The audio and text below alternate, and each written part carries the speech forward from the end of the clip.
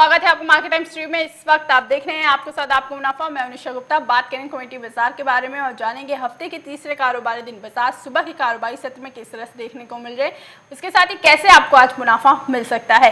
बात कर लेते हैं अनुज जी से एग्री कमोडिटीज को लेकर। क्या एग्री कमोडिटीज को लेकर रणनीति बनानी चाहिए और एग्री कमोडिटीज में कौन सी कमोडिटीज आपको बेहतर मुनाफा दिलाती हुई नजर आ सकती है।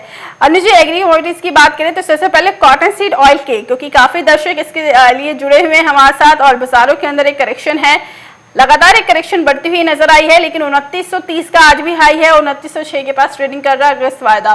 आपकी तरफ से यहाँ पर कॉटन को लेकर जो बाजार तेजी की तरफ जा रहा है, क्या लॉन्ग टर्म प्रोस्पेक्टिव भी यहाँ पर बिनौला खाल और एमसेक्स कॉटन को लेकर पॉजिटिव है?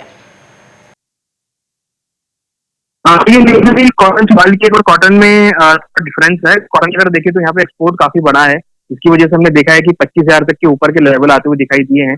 हमें लगता है कि अभी फिलहाल 1 या 2 महीनों में ट्रेंड पॉजिटिव रहेगा, एक्सपोर्ट यहाँ बढ़ सकते हैं और एक्सपेक्टेड है कि कॉटन के लेवल 27,000 तक के लेवल को छू सकते हैं। कॉटन सीड ऑयल केक की बात करें तो यहाँ पर जो डिमांड है वो थोड़ी सी कॉटन सीड ऑयल केक की कम देखने को मिल सकती है, क्योंकि जो ग्रीन चारा होता है उसकी डिमांड यहाँ बढ़ सकती है। तो उसकी वजह से हमें लगता है कि कॉटन सीड ऑयल केक में थोड़ी नरमी का रुख रहेगा।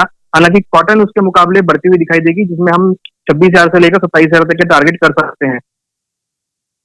यानी यहाँ पर बाजारों के अंदर ट्रेंड पॉजिटिव है और 25,000 से लेकर 26,000 और उसके बाद 27,000 तक का भी लेवल आप एमसेक्स कॉटन के अंदर देख पाएंगे। तो लॉन्ग टर्म के अंदर भी खरीदारी के संकेत यहाँ पर बनते हुए नजर आ रहे हैं। बिनौला फल के अंदर भी उसके साथ ही पॉजिटिव इंडिकेशन देखने को मिलेगा और कॉटन यहाँ पर खरीदारी की तरफ बढ़ उसके साथ ही यहाँ पर जिस हिसाब से हमने पूरी ही दालों का बाजार देखा है और कुछ वक्त से हम दालों के अंदर एक बहुत बड़ी करेक्शन देख रहे हैं। अनुज, यहाँ से दालों को लेकर आपकी तरफ से क्या लगता है, क्योंकि जिस हिसाब से दालों को लेकर हमने ये विरोध प्रदर्शन भी अब होते हुए देखा नया बाजार में, यहाँ पे जो कारोबारी हैं, क्योंकि सबसे बड़ी ग्रेन्स मंडी मानी जाती है और वहाँ पे बाहर निकल गए वो प्रदर्शन कर रहे हैं, क्योंकि कारोबारियों को दलहन का जो स्टॉक लिमिट तय किया गया है उसकी वजह से काफ़ी नुकसान होता हुआ नजर आएगा। तो इसके ऊपर आप क्या कहना चाहेंगे, क्योंकि यहाँ पर काफ़ी ज़्यादा कीमतों के अंदर ऑलरेडी गिरावट थी और नॉर्मल कीमतें चली थी, उसके बावजूद स्टॉक लिमिट यहाँ पर लाया गया है। देखिए, स्टॉक लिमिट की वजह से पल्सेस में गिरावट देखने को मिली है। आने की सभी पल्स अभी एमएसपी नीचे ट्रेड कर रही है। हमें लगता है कि दालों में भी नरमी का रुख रहेगा और स्टॉक लिमिट की वजह से हमें और प्रेशर देखने को मिल सकता है। तो अगर चने की बात करें तो एक्सपेक्टेड है चने के बाद 4 या 5 तक देखने को मिल सकते हैं। तो चने के अंदर बिकवाली का ट्रेड लेना चाहिए। दिवाली का ट्रेंड लेना चाहिए। अनुज जी, यहाँ पे काफी मुश्किलें भी हो रही है कारोबारियों को भी, और इसके साथ ही मैं ये जानना चाहूंगी, जैसे आत्मनिर्भरता की बात करते हैं तो एक ये कारोबारी ही ये सवाल कर रहे हैं कि जब सरकार आत्मनिर्भरता की बात करती है तो जब कारोबारी यहाँ पर स्टॉक लिमिट तय करेंगे और रोज का उनका लगभग 200 मीट्रिक टन के आसपास का अपडेट रहता है, तो उनका कहना ये है कि अगर हम स्टॉक लिमिट के साथ चलते हैं तो यहाँ पर किसानों से हम माल नहीं खरीदेंगे, किसान बिजाई बंद कर देंगे। तो यहाँ पर आत्मनिर्भरता को लेकर आपकी से क्या लगता है कि क्या ये निर्णय सही है कि किसानों की आय भी दुगनी हो और आत्मनिर्भर बनेगा भारत ऐसे दालों के मामले में? जो सरकार का कदम था वो सिर्फ इसलिए था कि जो दालों के भाव थे वो स्काई रॉकेट होते हुए दिख रहे थे, बढ़ते हुए दिख रहे थे।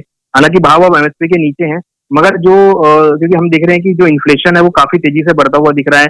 फूड के भाव काफी बढ़े हैं, खाद्य तेलों के भाव काफी बढ़े हैं। तो उसको बैलेंस करने के लिए हमने देखा है कि यहाँ पे जो स्टॉक लिमिट है वो लगाई गई है और हमने देखा है कि एडिबल ऑयल्स के अंदर भी इंपोर्ट ड्यूटी को कम किया गया है। तो कहीं ना कहीं वो एक हमें लगता है कि अपसाइड मोमेंटम जो है वो यहाँ पे कर्व करने के लिए है। यानी यहाँ पर दालों थोड़ा नेगेटिव होता हुआ नजर आ रहा है, करेक्शन की तरफ यहाँ पर बाजार यहाँ दालों का देखने को मिल रहा है और अभी और बिकवाली के संकेत यहाँ पर जानकारों द्वारा दिए जा रहे हैं। अनुज जी, आपकी तरफ से कैसे सीट के अंदर क्या करके चले, long term point of view से कैसे सीट आपको किस तरह से लगता है? 5244 का आज बाजारों ने हाई लगाया है। 100 से 150 रुपए ऊपर की तरफ आ